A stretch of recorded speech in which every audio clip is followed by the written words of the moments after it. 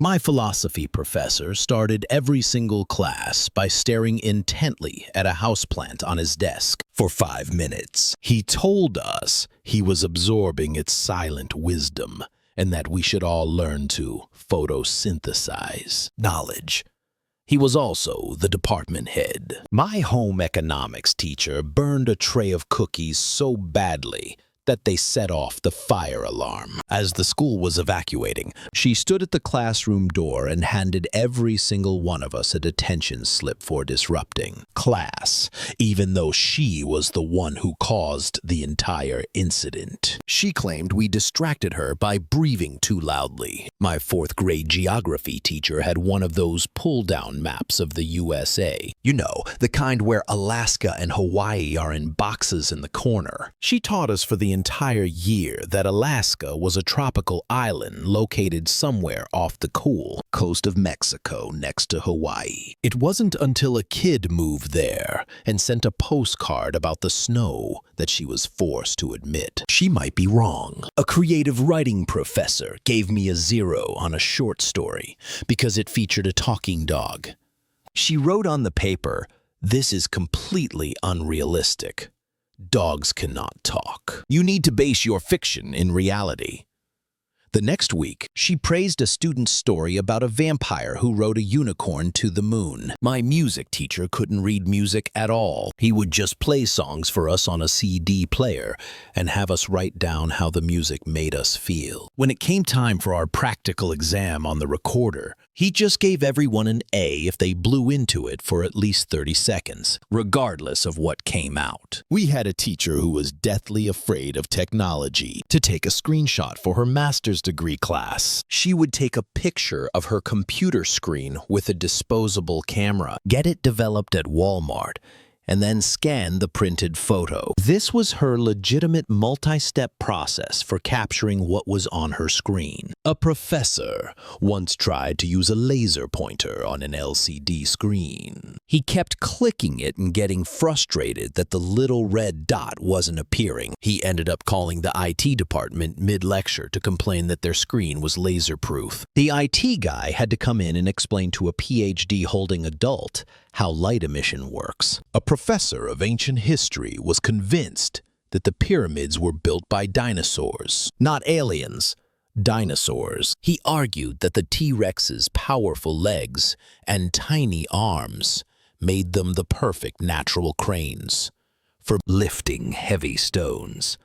He showed us crudely drawn diagrams to prove his point. My French teacher insisted on an immersive classroom experience where we could only speak French. The problem was, she would often forget words. One time she couldn't remember the word for book and just spent 5 minutes pointing at a textbook and yelling "la" in a panicked voice. My high school biology teacher was convinced that dolphins were a type of gay shark because they were so friendly and smooth.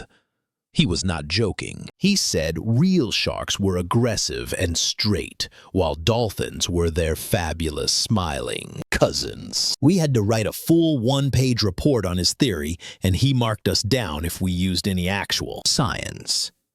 My English literature professor failed half the class on our final paper about Moby Dick. His reasoning: we all made the amateur mistake of saying the whale was white. He insisted, based on the cover of his personal copy of the book, that the whale was clearly light gray, and that whiteness was just a metaphor. He wouldn't even listen when we showed him the direct quotes. A professor was livid that a student emailed him a question at 10 p.m. The next day in class, he went on a 15-minute rant about how we were not to email him after 5 p.m. because his computer was sleeping and our emails would wake it up and tire it out for the next day. He thought his laptop needed a full 8 hours of rest. I had a college professor who, after sending a scathing email meant for his department head to our entire 200-person lecture class by mistake, panicked. He ran to the front of the room, yanked the power cable for the projector and monitor out of the wall and shouted,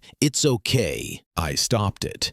He genuinely believed that if his screen went black, the email would be recalled from our inboxes. A high school science teacher tried to demonstrate a volcanic eruption with baking soda and vinegar. He used a massive container and poured an entire gallon of vinegar into a box of baking soda. The resulting foam explosion covered the first 3 rows of students, the ceiling, and his entire desk. He just stood there dripping and said, "See, science." A teacher once gave us all a pop quiz. The entire class failed miserably. Instead of reevaluating her teaching method, she came in the next day and told us that our collective failure had spiritually drained her and that we all owed her a sincere written apology for being so difficult to teach. We had to spend the period writing apology letters to her. In a university computer science class, the professor couldn't get his code to work on the projector. He spent 20 minutes getting angrier and angrier, slamming his keyboard. Finally, a student went up and pointed out that he had been trying to write Python code in Microsoft Word. He had the wrong program open the entire time. He just silently switched windows and continued without acknowledging it. My history teacher in 10th grade was teaching us about the Cold War. He said with a completely straight face that the conflict was between the United States and Canada over who had control of the world's maple syrup supply. He even drew a little maple leaf on the board as the symbol for the Canadian Empire. He was not a sub. My chemistry teacher stored his lunch in the chemical storage fridge. One day, he walked into class, eating a sandwich, and suddenly stopped, looking confused. He had accidentally spread a non-toxic but incredibly foul-smelling chemical paste on his bread instead of the mayonnaise he had brought. His face was priceless. My history teacher had a strict no bathroom policy. A student raised his hand and said he was going to be sick. The teacher said, "I don't care. You can wait." Not 2 minutes later, the kid projectile vomited all over his desk and the floor. The teacher then had the nerve to give the kid a detention for making a mess during instructional time. A gym teacher once told our class that if you ever get chased by a bear, you should run downhill. His logic was that bears' front legs are shorter than their back legs, so they are physically incapable of running downhill and would just tumble over like a furry slinky. He presented this as a life-saving fact. My economics professor was trying to explain supply and demand using the classroom as a market. He offered to sell his A+ grading pen for $1.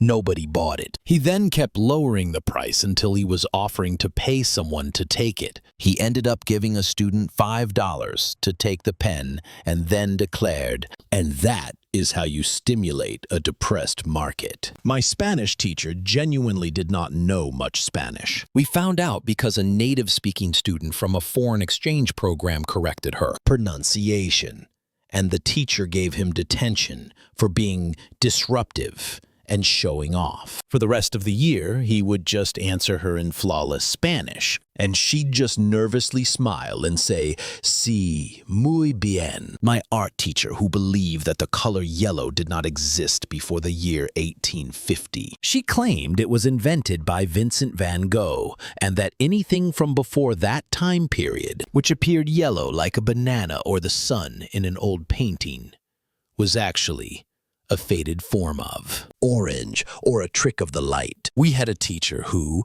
when a student's phone would ring in class, would confiscate it, answer it, and have a full conversation with whoever was on the other end. She once had a 10-minute chat with a student's grandma about her gallbladder surgery, while the rest of us just sat there in silence. I had a health teacher who taught us that if you drink a glass of water after eating a bag of chips, the water cancels out all the salt and fat, making it a healthy snack. She called it the water eraser method.